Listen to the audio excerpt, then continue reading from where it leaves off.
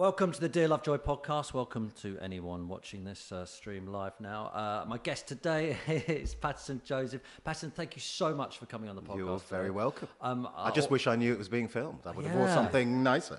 I'm so sorry. You look great, though. Thank you. And you're wearing the right clothes. It gets so hot in here. By the end of this podcast, you'll be sweating like we normally do. All my podcast guests I buy a guest for.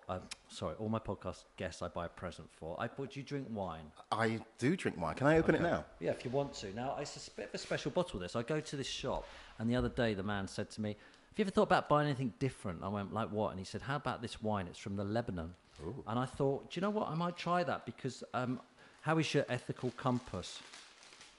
Mine? Yeah. It's set to neutral.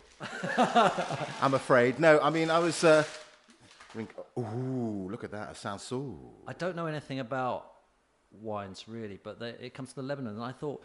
I know they've obviously had a lot of troubles, so I thought, actually, to put some money back into their economy would good. So it's a gift for you. That is so beautiful. How well that you thought that through really well. Vieille vigne.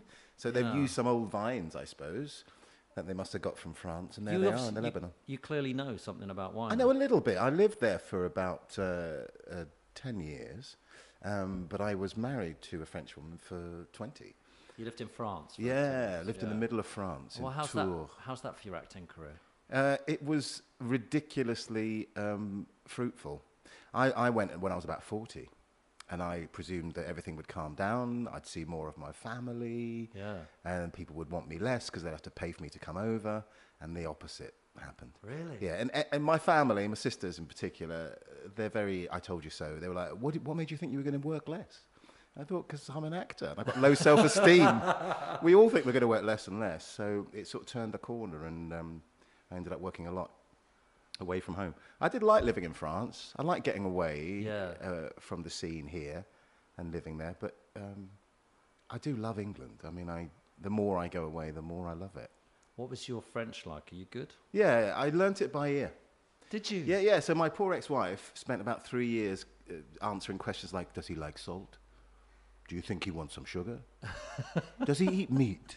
Yeah. But they eventually, I got sort of cottoned on to little phrases. So I sort of learnt French in phrases. Right. So I'd learned the phrase for I'm about to coming, j'arrive, I'm about to come. Or,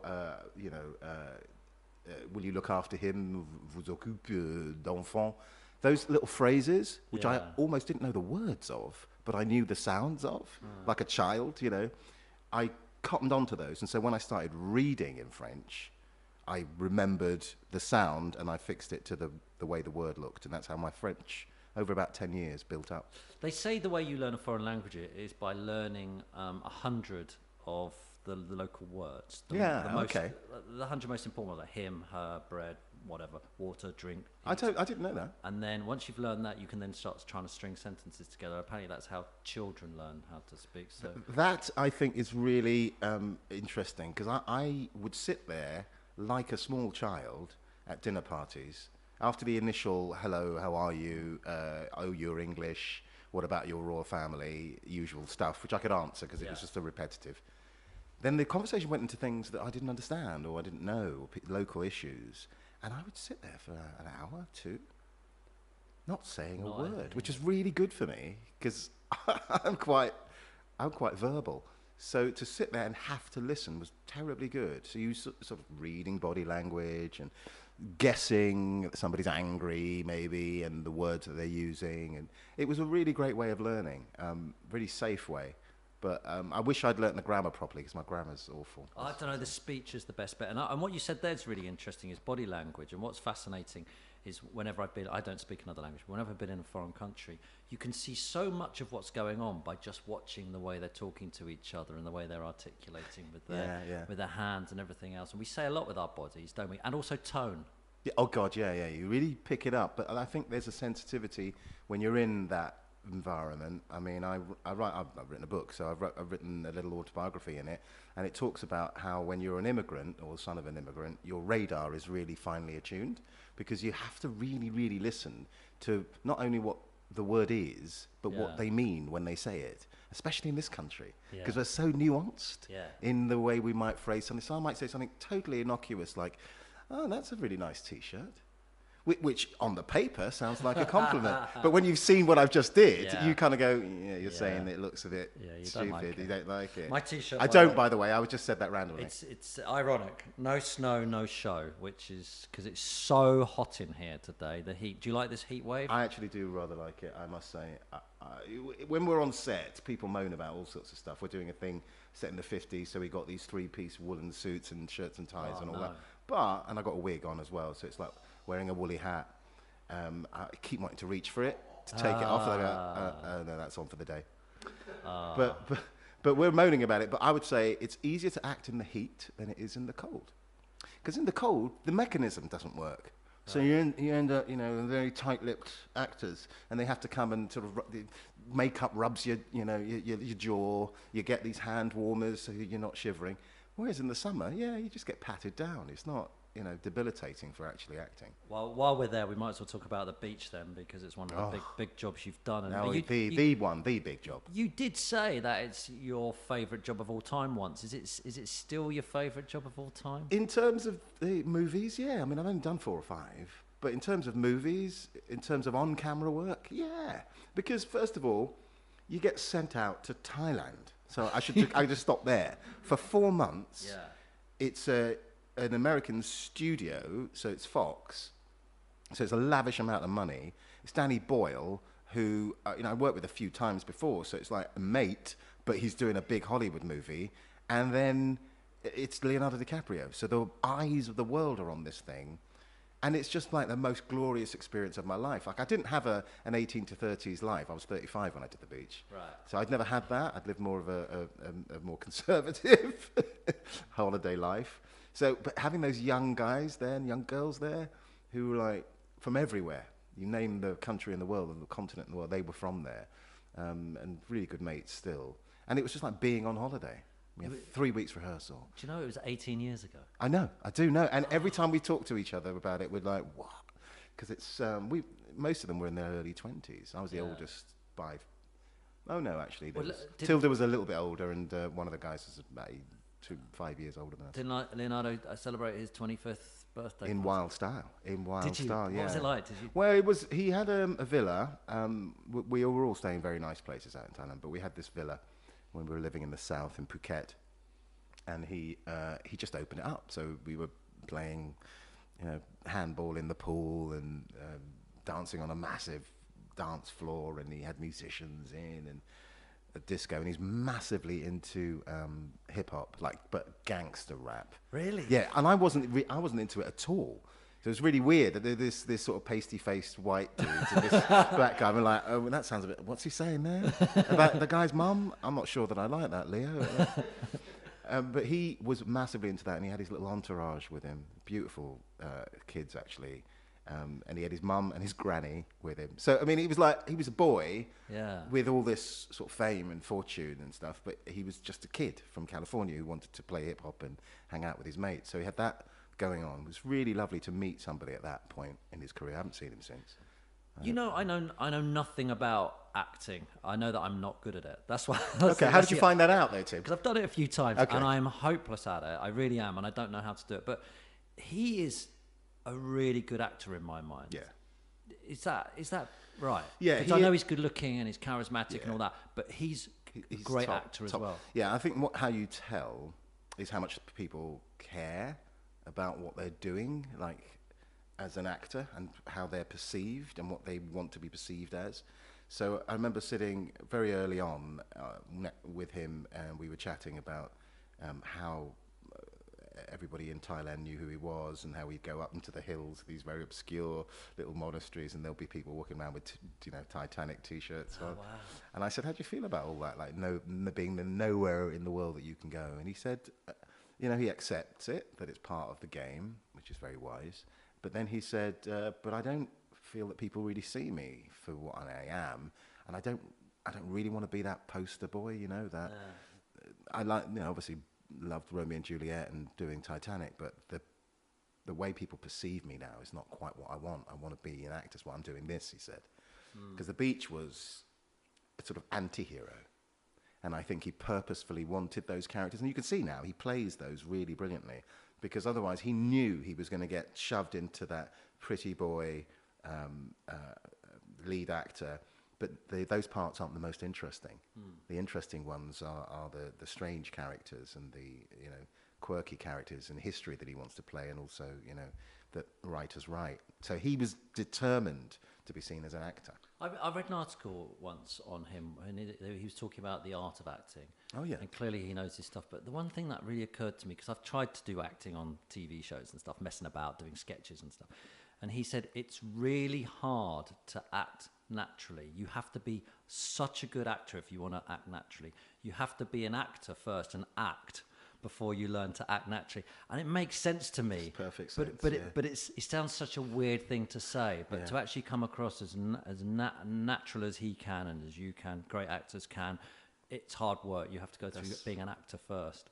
Does that make sense? Yeah, it does. Because it's the craft bit of it. Because we can all fanny about, we can all get on stage and do funny stuff. Yeah. And some of us, hilarious. And you think, oh, you should go into acting. But then the craft is to, if you like, disappear the craft, disappear the work that you're doing. So he might be playing characters that you consider far from his centre, from who he is. Like I said, he's like surf dude, likes his hip hop.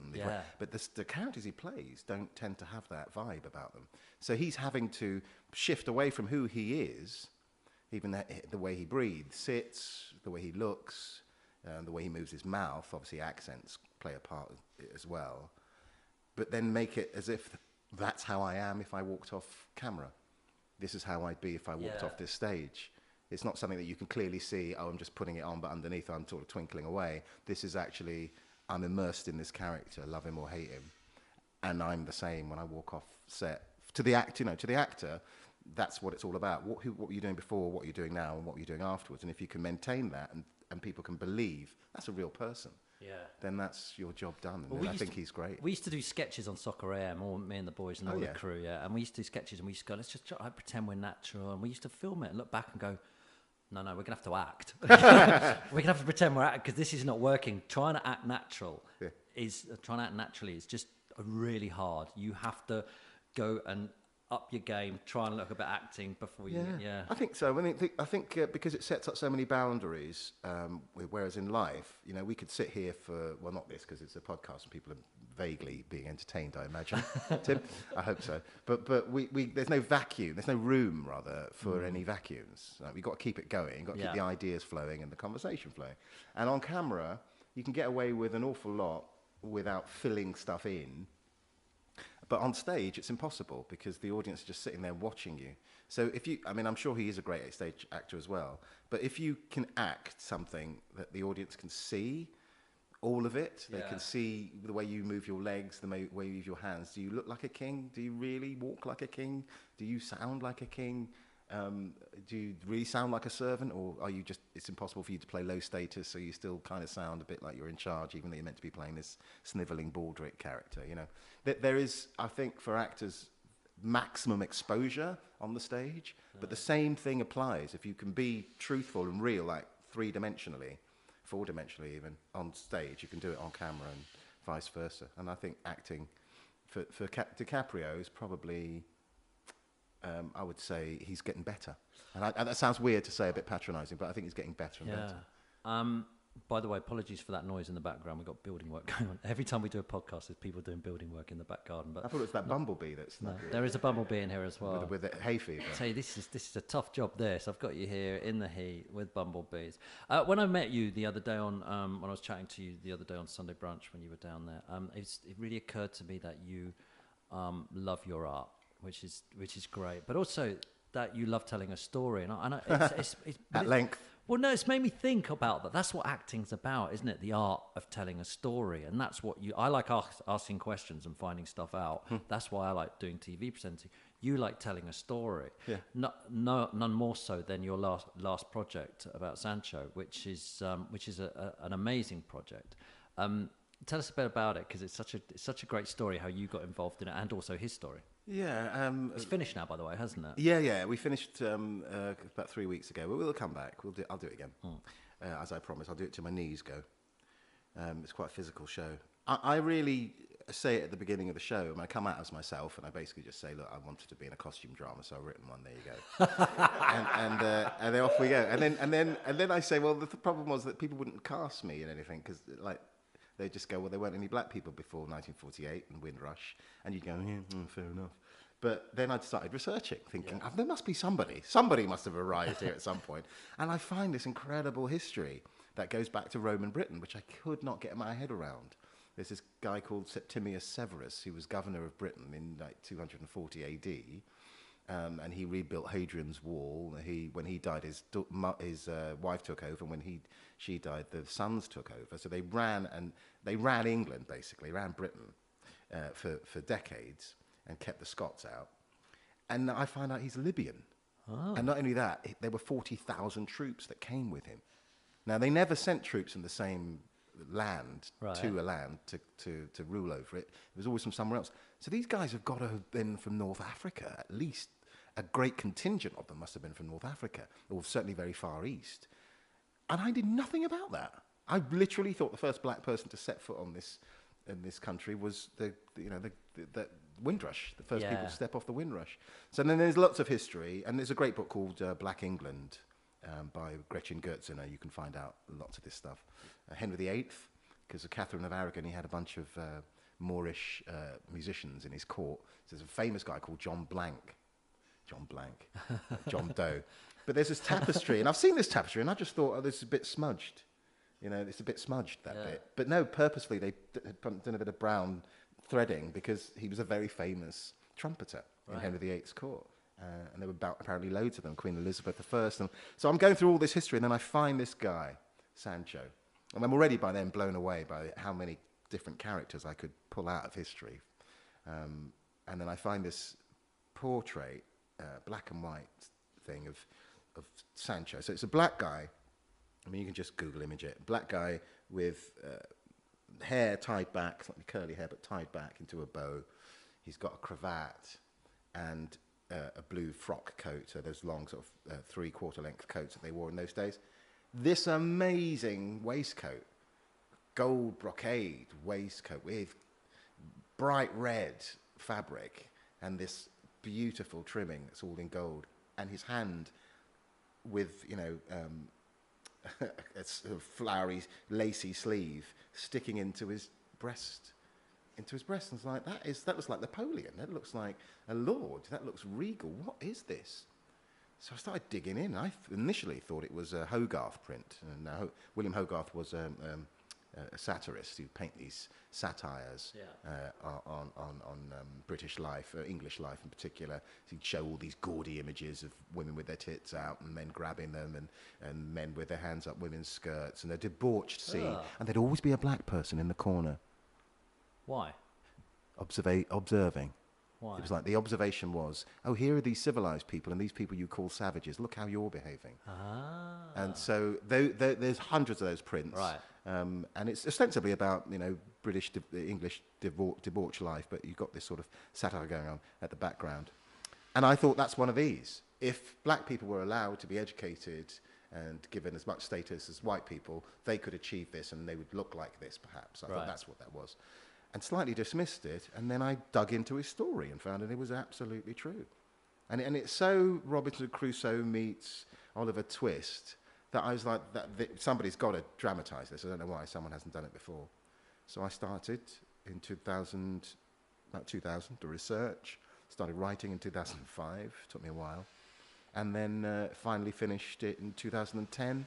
Mm-hmm. And then this version has been built over the course of 8 years of touring, mostly in America. That's the version we have today. And so his story is someone who was... a slave. He was born on a slave ship, as far as we know. The information is really vague, but anyway, in brief. Born on a slave ship, mother and father died when he was a toddler. His owner sent him from Colombia, coincidentally, come on England, Colombia to South America. It's the day of the England. In South America. If you're listening to this later. Yes, exactly. Yeah. Sorry, they're back in time. Yeah. You probably can see we're looking quite positive about the whole. We'll do a version later where we know that we've tanked. Yeah. Anyway, we can win this. Anyway, so they sent him from Colombia to Greenwich to live with these three spinsters. Why he did that, we don't know. I've extrapolated it like they were his aunts of the owner, but I don't know. Anyway, he gets brought up in this household, and like a lot of 18th century kids, he's a pet. So they dress him up in various costumes. They think he looks like Sancho Panza. So we know his name is Charles Ignatius. They call him Sancho. Who's Sancho Panza? Sancho Panza is the valet to Don Quixote. Don Quixote is a Cervantes, Miguel de Cervantes, Saavedra. His story of a knight who gets obsessed with stories of chivalry and then goes around the world basically trying to be a hero and righting wrongs, and ends up fighting these giants who he sees, but they turn out to be windmills. Hence the phrase tilting at windmills being a waste of time, trying to challenge something.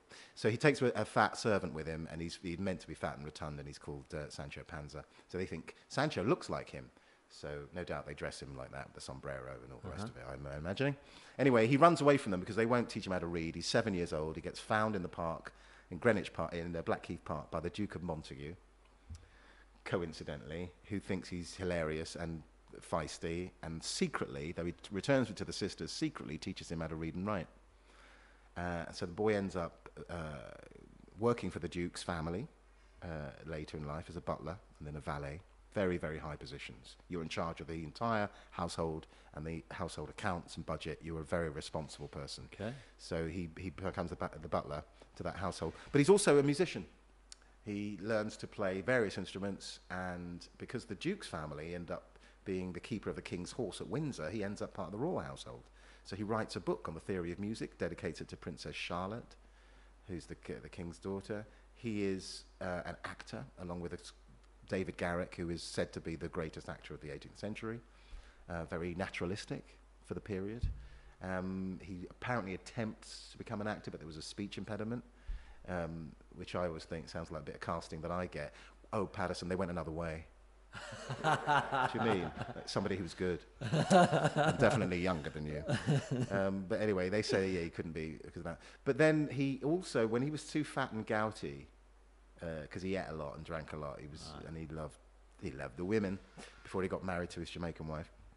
He was so fat and gouty that they paid him off. Basically, they gave him a thing called an annuity, which is like an annual budget of 70 quid, which is a lot of money.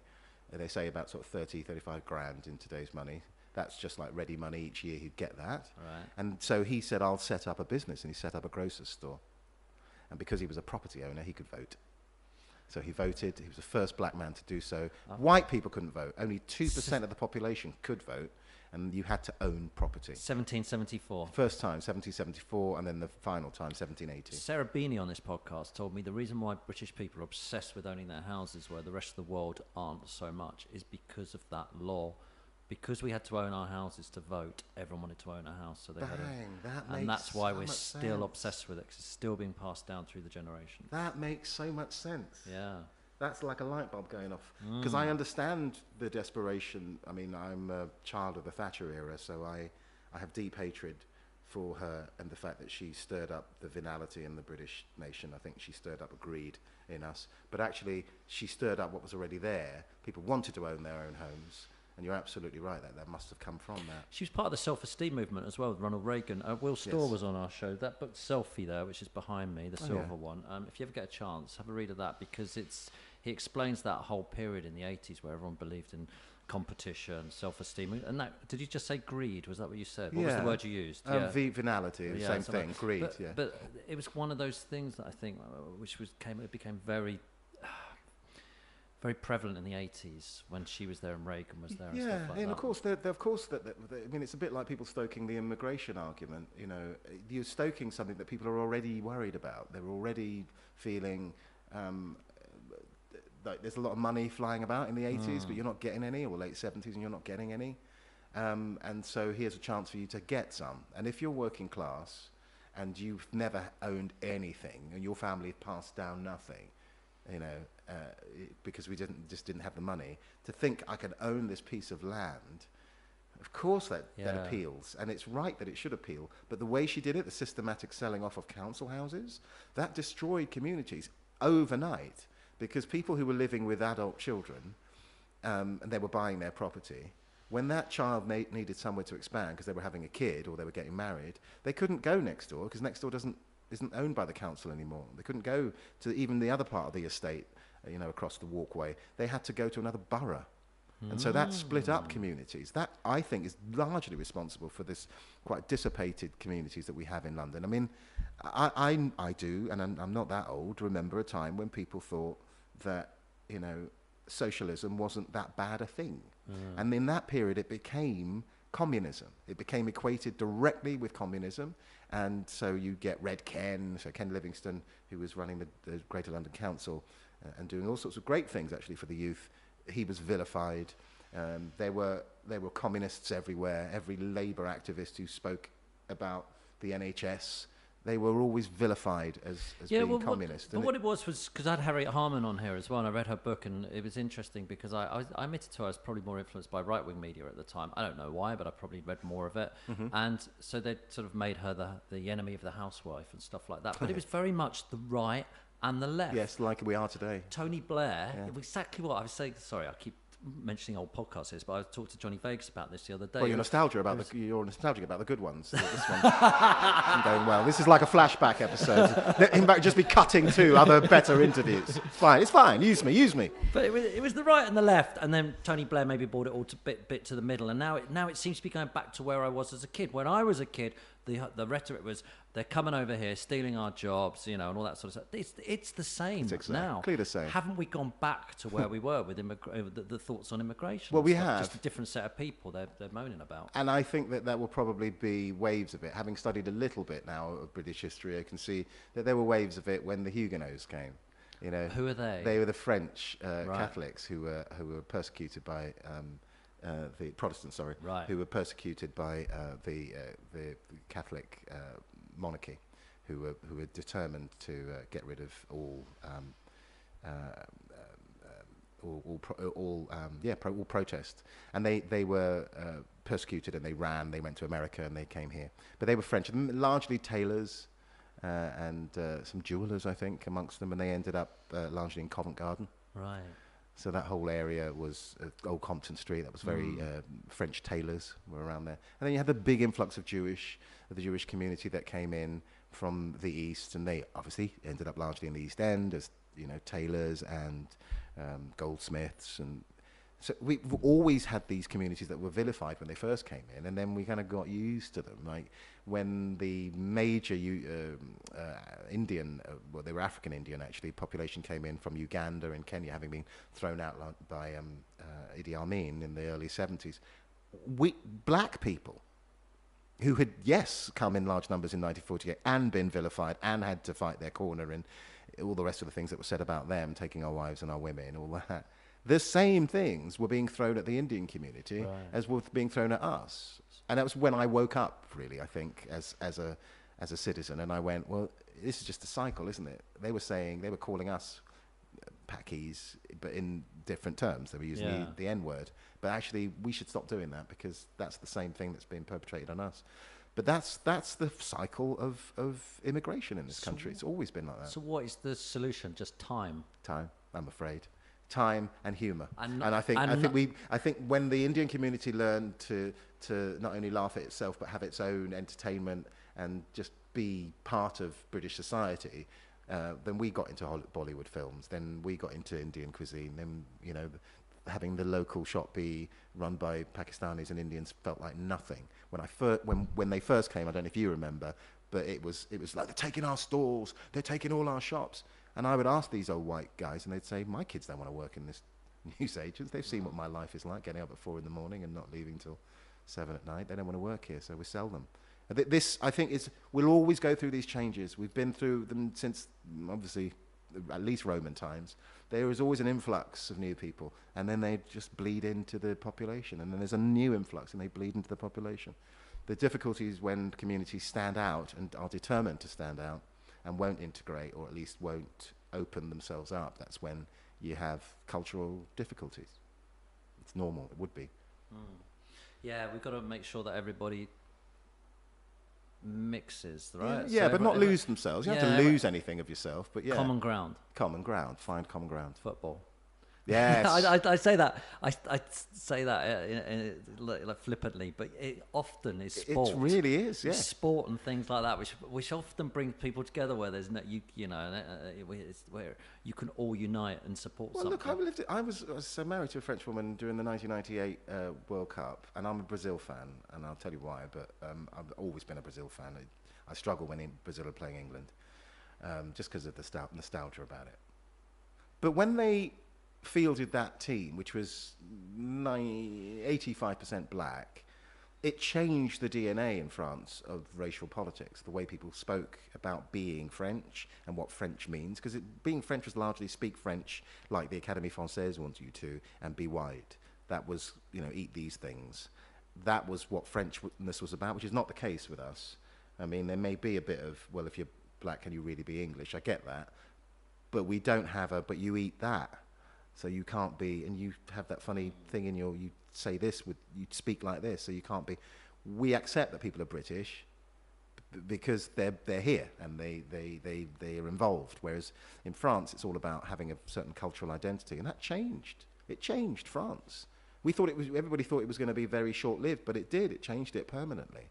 The way it thought about it, and it stopped being like, oh, these black kids, they don't even sing the anthem properly. That was what they were saying the whole time. Yeah, well, it's the same as being a Chelsea fan. We had a lot. Really? We had a lot. We're not going to equate this with being a Chelsea fan. Yeah. You're always victims.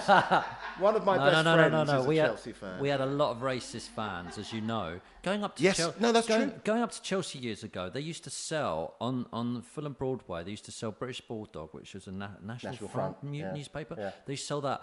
And they used to go up there, and I always used to say it was weird because there was no internet around at the time, so people were selling their wares. So you'd have was it called the Red Star or something? The Communist. Yes, the Morning Star. Morning Star. Yeah. And then there was the people who sold the C&D as well. Yes. And they'd all stand up the Fulham Road, and I'd feel sorry for the C&D lot because it was just wall-to-wall skinheads back then and casuals and stuff going up, and they'd be flogging this stuff. And Paul Cannavor, it's well documented, would get in the Chelsea team, our black player, and they would stand at the door of the pubs and go, you can't go to the game because they've picked Paul Cannavor in the team and stuff like that. It was that bad.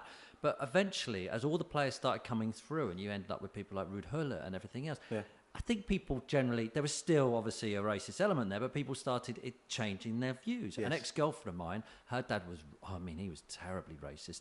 And then one day he's going, are you going to watch the Bruno fight, Tim? I'm like, yeah.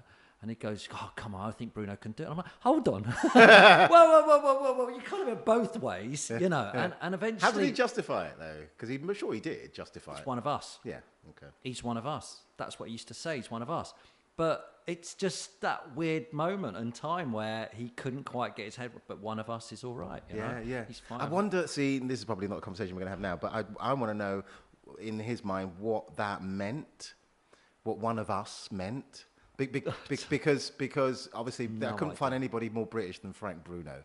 I mean, the way he spoke, the sort of strange mixture of self-esteem and grandeur, like we have with our English, football team, that we think they're really shit. They're really not great. But we could win. We could win. Frank Bruno had that kind of He wasn't one of those American boxers who was just like all front. He was a very British kind of boxer. I wonder if the boxers know how important they've been to culture in this country. I don't race know. Relations. Because before that there was Conte. What was his name? John Conte. He used to win for us all the time, didn't he? Yes, he's terrific, yeah. And so I suppose all these guys who were there fighting, literally fighting for our country, like in a boxing ring, but people were going, they're one of us, and it probably. But I think it took. I think you're right. But I think it took time. I think when you think about Cyril Regis, the late great. And his, Luther Blissett and all those incredible guys,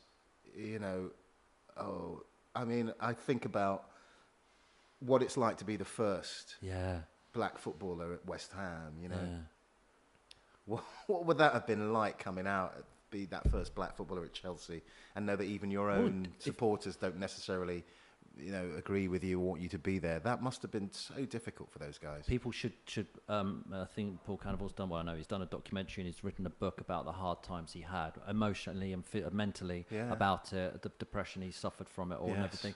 Because we all loved him, but the older generation didn't. They were all looking at it going, we don't want him playing for us. Oh, it's just so hard. You're right. Laurie Cunningham, Cyril Regis, all those guys. What they went through. Mentally. People would actually throw bananas at them. I mean, how sick is that? Yeah. And I don't know whether it demotivates you or does the opposite. I would imagine it did the opposite for these guys, because I think if it had demotivated them, none of them would have survived it. And I'm sure there were footballers who didn't survive it, right? I mean, those are the ones who broke through. There must have been hundreds who just went, I don't want it, to hell with this. If I'm being vilified by my own fans, they're shouting at me, why am I playing for these guys? I'm getting injured here, what am I doing? I'm glad that's changed, but it did take time. And it took a relentlessness as well. That's the other thing, Tim. It took wave after wave after wave of these players to come in to finally change it. And you look at the English team, and it's like a picture of Britain, right? Yeah, you're right. And that's great. And can I just mention as well, musically as well, I was into a band growing up called The Specials. Okay, yeah. And you still I cannot stress. I told I make my children listen to it all the time, listen to them, and you can't stress how important for me that band was, and for the country. You had a band with white and black people in it together, who played great reggae playing music, by the way. amazing songs, which was half ska, half punk. That's right.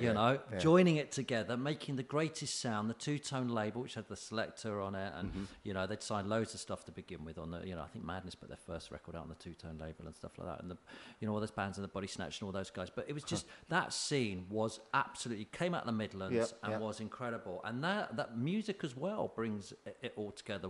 Completely. I mean, UB40, that era, for me, that was like, and you had Bob Marley playing with UB40.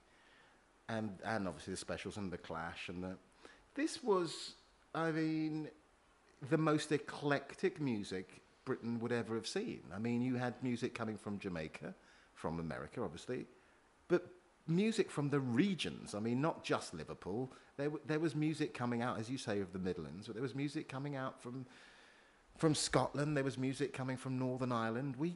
I feel like it was the most eclectic period, and politically, we all see the youth, to me, all sing on song. And you also had lots of differences. That's the thing. I had a mate who was Italian. We were about 14, and this is punk era, and there were kids who were beginning to put, staples in their drawing pins in their clothes, like just sort of doing their pockets, like just trying it out. That beginning of that, and another mate who was my Italian mate Antonio. He was a teddy boy. So he was training his hair. It took him ages to train his hair to get it into that big quiff. Weeks and weeks of it, like a black lady, really kind of so careful and meticulous with it. And then you had people like me who were into soul. So, we would get the cheapest clothes we possibly could, plastic sandals, and we'd go dance, at the Electric Ballroom in Camden. And that was our scene. But then you also had Skinheads, and but they were coming together with the music. That was the amazing thing about that period. Very different sort of genres, but we all got together over music. Yeah, they were, but there was also a nightmare on the tube. Every time you travelled around, you would be scared you were going to bump into other people who didn't like what you were wearing. The tube was a nightmare back years ago, wasn't it? You're right. You get on the tube. What the new question I ask on my podcast, I've just decided to start asking after I interviewed Gizzy and Johnny Vegas, is have you ever identified as anything? Have you ever been something like a mod or a rocker or a goth or something, a soul boy? Is that what you identify? I mean, largely, I would say, but I was never let go of reggae, and I would go out to the clubs and pretend to be what we called a sticks man. But what's that? Sticks man. I just never could afford it, but it was basically you had to wear. It's reggae clubs now, and they're dancing to Lovers Rock, so the softer kind of reggae that's coming out of London now, and Birmingham, and other urban centres in the UK, and a mixture of Jamaican stuff. But ours was very soft, very beautiful, lots of women. Janet Kay, for example. Silly Games is a good example. Okay, yeah, I know that. Of Lovers Rock. So you'd have these guys dressing up head to toe, right? So it would have to be a Gabici shirt. Yes, Gabici, learn a bit of that. If you're going casual... From the market. If you're going casual, Farrah slacks. Oh, God, what you got in your feet? They would have to be a Cecil G suit. Okay. And then you'd have to have crocodile skin or lizard skin shoes. No. And we're talking about 1978, 79. Oh, that's amazing. I was doing a paper round. So my clothes were all sourced from Wembley Market. Yeah, well, that was where everyone's clothes came from. Yeah. Watford or Wembley Market, yeah. So I'd walk with slight shame, like, because I was Yeah. about 13, 14, going to these clubs in Harleston. I would sort of walk around the corners because I knew I wasn't looking good. But that's only the clothes. Then you had to have the jewellery. So the jewellery was a sovereign ring, usually worn on your pinky or possibly your wedding finger, and then a massive, on a chain, Krugerrand. Nice, as big as you could.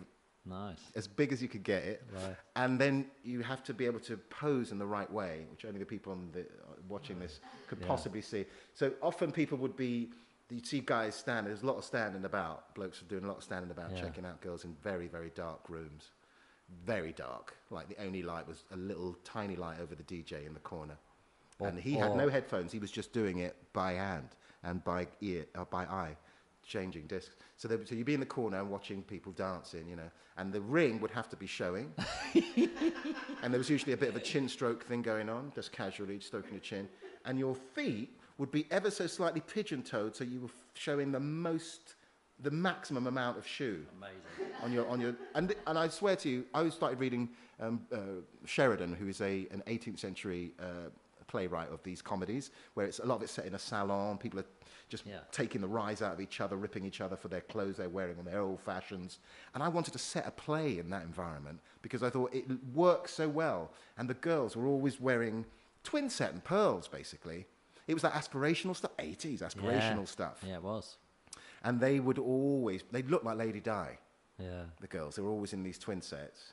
And again, they would have their drink and they would always be very fine. They'd probably have one rum and coke for the entire night, you know. And there they were, just very demurely sort of bobbing. And then the blokes would come up and have to grab them, never saying anything.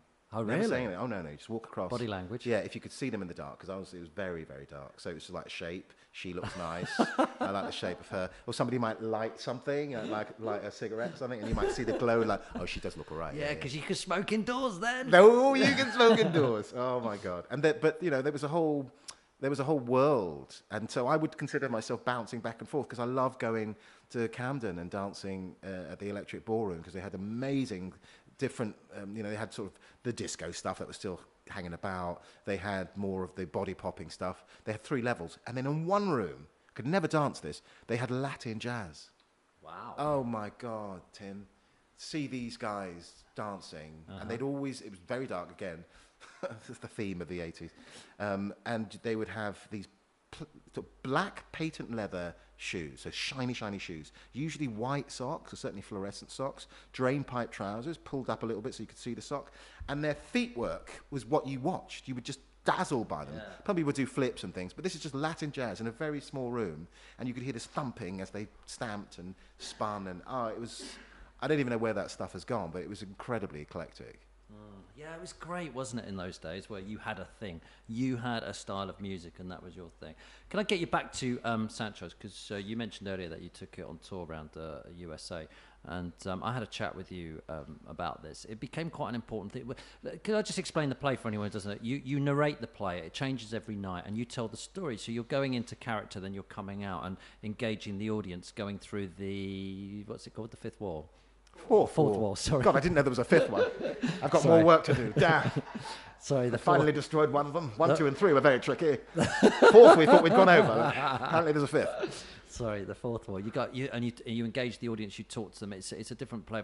But in America, as we all know, the audiences can talk back because they talk at the cinema screen. They just join in, and that's what was happening with your play, wasn't it? Over there, people were joining in and talking to you whilst you were actually performing. Yeah, which I don't mind. I mean, I set it up literally, joking apart, to break that down because I wanted people to meet Sancho. You know, the first black man to vote. It can sound very heavy already.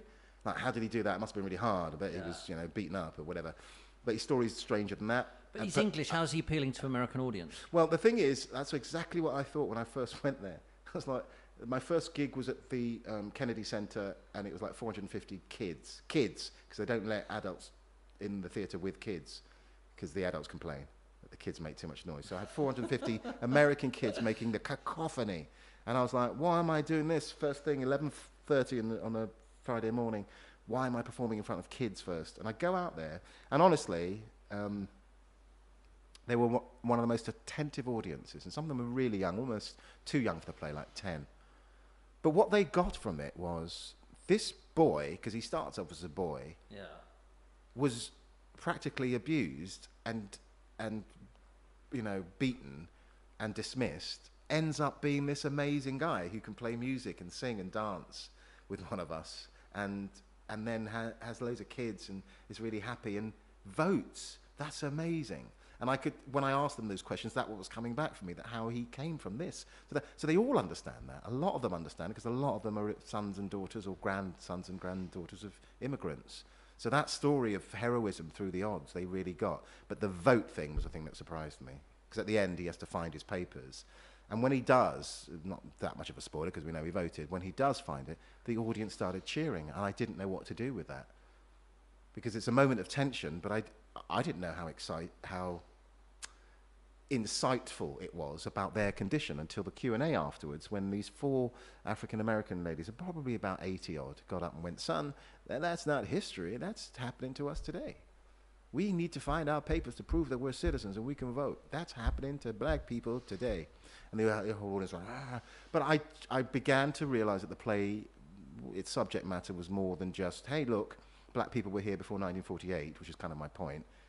Black people should feel at home here, not feel like they were strangers, like we often do. It was more than that, apparently. It was now. It was about taking that right now, about being able to vote now, and having a say now, and not being silenced. And I caught the fire, really, then. And when I brought it to London, I knew exactly, or I thought I knew exactly what its effect would be.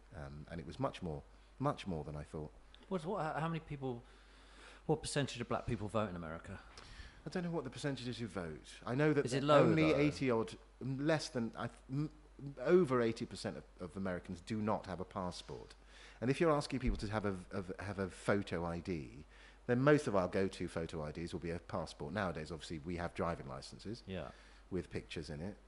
But the Americans don't have driving licenses. I mean, they have them, but not a lot of people get them. Right.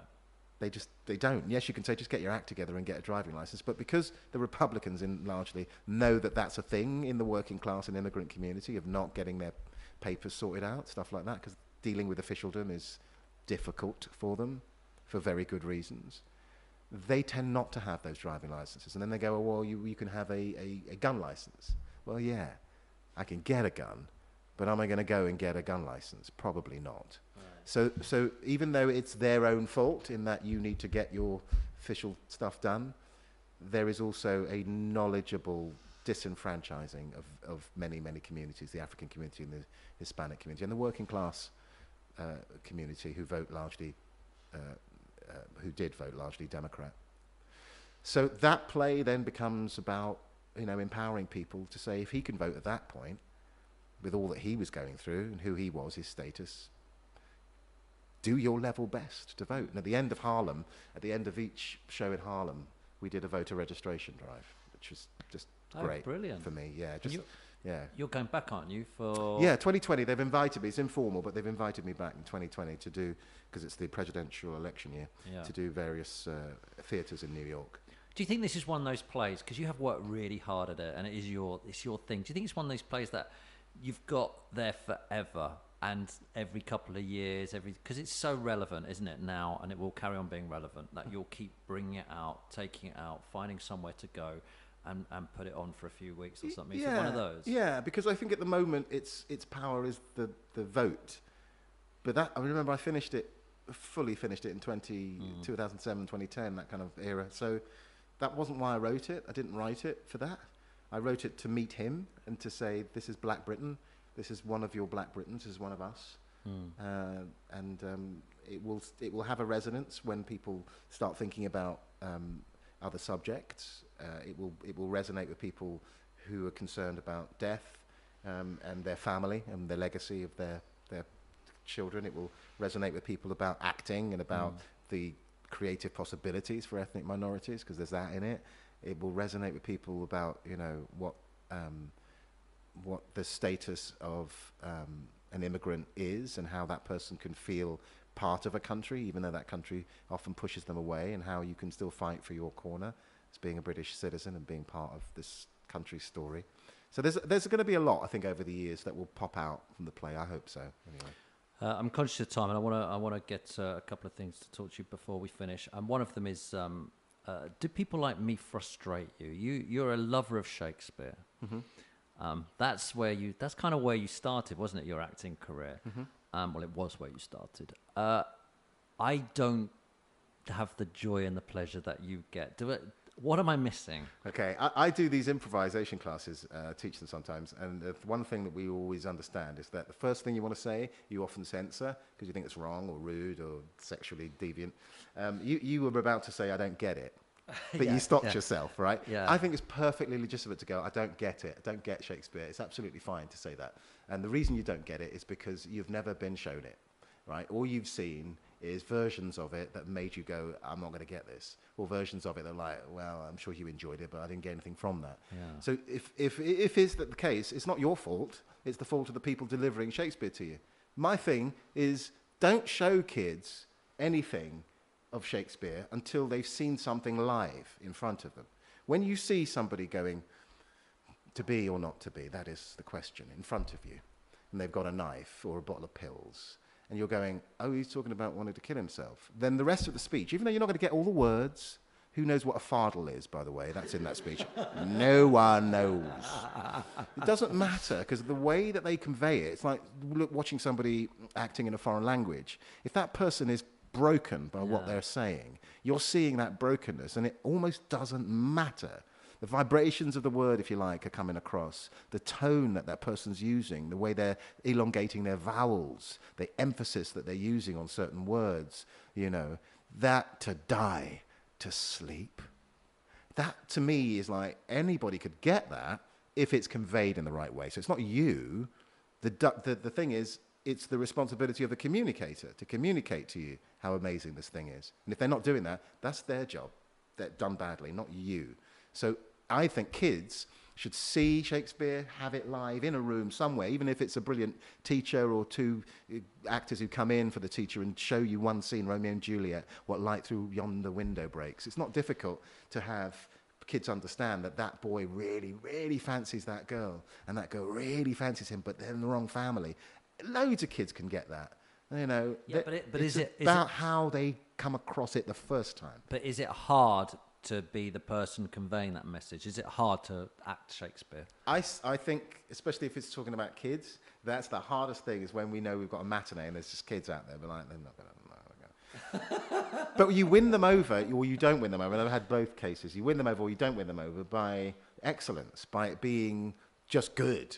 Just good. It grabs their attention. You go to the Globe anytime and you watch kids watching a play at the Globe, because that fourth wall is destroyed. You can see that they're going, is it all right for me to just shout stuff? Is it all right for me to just be here and laugh, or to heckle, or to join in when there's something that they... As soon as kids feel like they're safe, then they open up. If you come to somebody and go, this is the most important bottle of wine you will ever drink. Yeah. You barely taste it, because you're going, is this amazing? Is this meant to be incredible? Yeah. But as if somebody just goes, here, have a drop of that, and you go, oh, that's incredible. Yeah. And that's what Shakespeare should do, just to surprise you with its normality, because it was normal for them. It was normal for working class people to come in and fill up those lower, the groundlings, as they call them, to fill up that space and stand, while the knobs, posh knobs, watched from the balcony sitting on seats. Who cared about that? They were part of the action. That they just paid their tuppence or whatever to come in and enjoy. It wasn't theatre. Oh, we've got to bring it. No, they shouted stuff, they threw stuff, they were fights breaking out. It was brilliant, and that's how theatre should be. That's why I want to destroy the fourth and fifth, maybe the sixth wall. Hey, I've invented the fifth wall. Listen, we've got questions. We've run out of time now, sadly, but I've got a question I want to ask everyone. That clock's a bit slow, so I promise to get you out of here soon. But you don't mind answering these? I'll try and be pithy, quick. What one piece of advice would you... Look, we haven't even talked about Peep Show and Alan Johnson, by the way. So you're gonna have to come back. I'll come back and do Peep Show. Yeah, if they do the reunion, then we can come back. Because that was so big, wasn't it? What a great role that was to have. Oh, brilliant! I mean, brilliant. From the audition on, I was just like, this part is great. Yeah. But then I thought I was doing one episode. Episode 4 in the first keep season. bringing That's them what back. it was just like one episode then. Yeah. Keep bringing them back. Here we are. Yeah, and I'd like to get into more detail with you about Shakespeare one day. But anyway, what one piece of advice would you like to give our listeners that has been invaluable to your life? Do not allow yourself to be pigeonholed. If there's something that you want to do, no one else around you is doing it, and everybody's saying, we people, we working class, we whatever, don't do that, then just do it anyway. We women, we don't do that. Just do it anyway, I would say. Don't allow yourself to be pigeonholed. That's probably the major advice.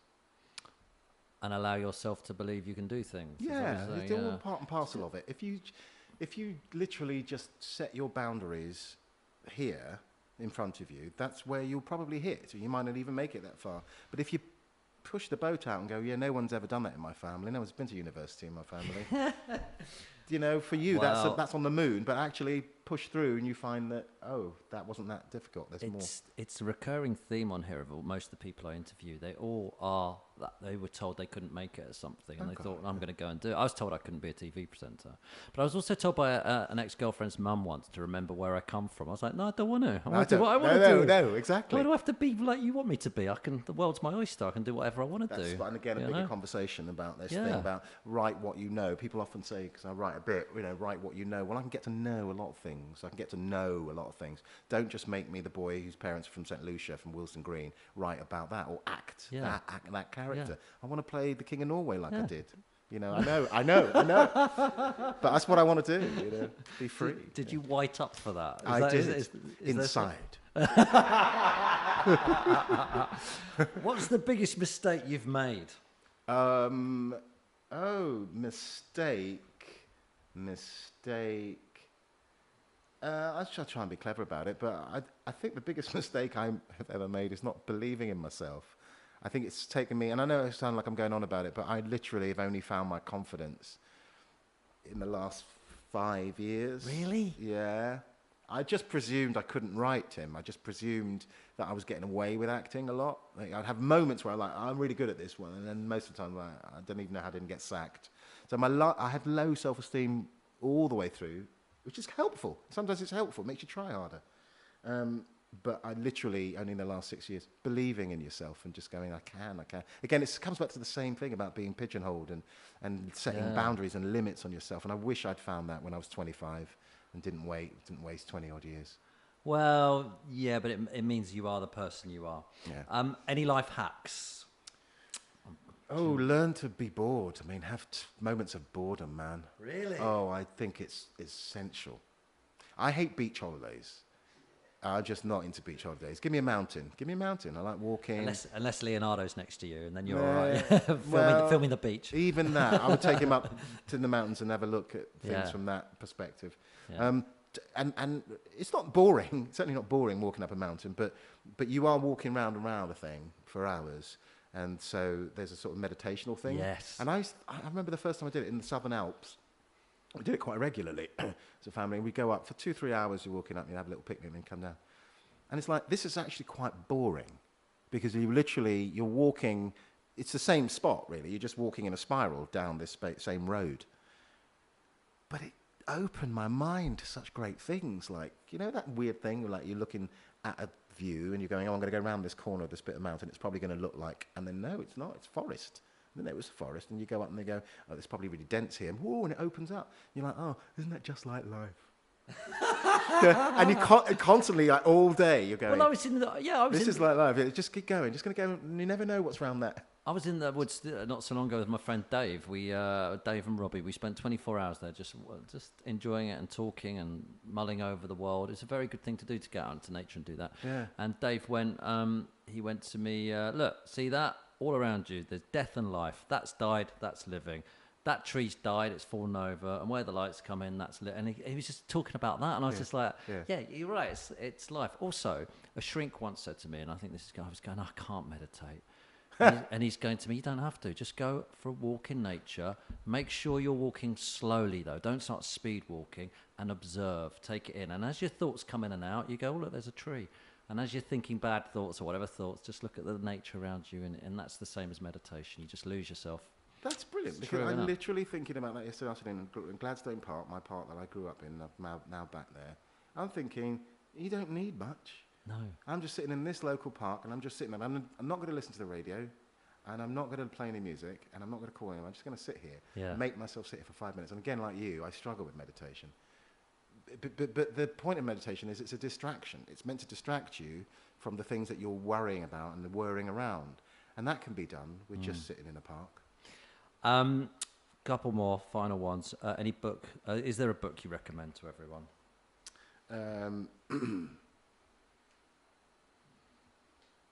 One book is hard. All right. Well, any books you can think of?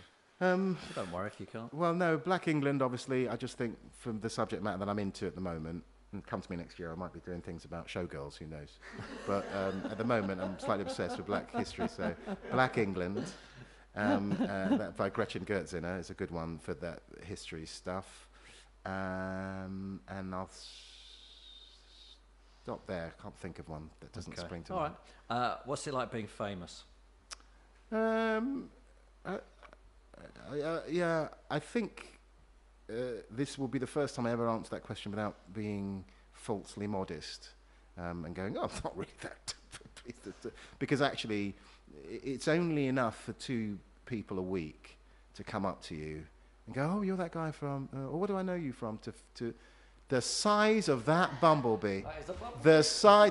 Don't rile it. Don't rile it. I'm gently moving it towards Mark. It's huge. It's hiding behind the card. Yeah. No. I feel like it's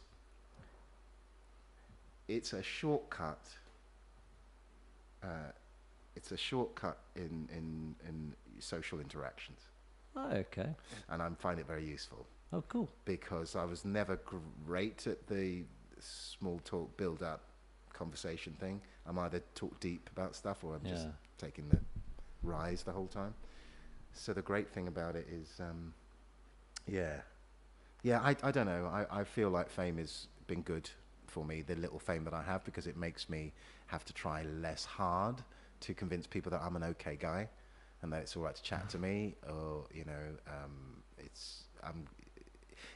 I don't know. I don't have to prove anything as much as I felt like I used to. I don't have to work so hard because people automatically feel that I'm somebody that they can approach. But do they always get you to do a peep show impression? No, never an impression, but selfies, and then I will suggest, shall I do a Johnson face?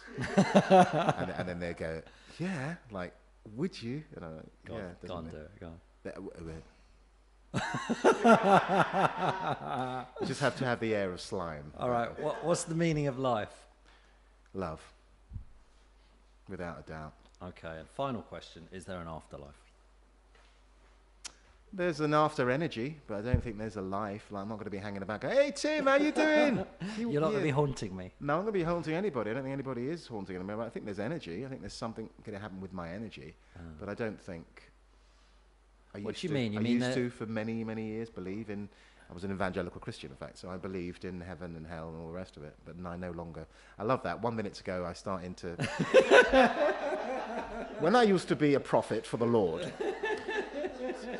But that's another story. That's another story. All right, listen, thank you so much. If people want to follow you, where do they follow you on Twitter? I don't really have that, but you can find me on Twitter, which I think is just under my name, or Iglesias_Sancho. Okay. I think that's my moniker. And what's your next project that we can see you in? See me in a thing called Grantchester, which I'm doing at the moment, playing a preacher from Alabama. And so is that play or TV? No, it's a television series for ITV. Oh, when's that out? So I have to do this accent for hours and hours every day. It's I don't know when it's coming out. Probably autumnish, I imagine. For filming it now. Working with Robson Green. First time I worked with him since Soldier. Cool. My boy is great. So funny. And then later in the year, I'm going to South Africa to film Noughts and Crosses, which is a young adult fiction series of novels by Marjorie Blackman. And it's about a world flipped upside down, so white people are on the bottom and black people are on top. And have you seen they did that experiment once in a class?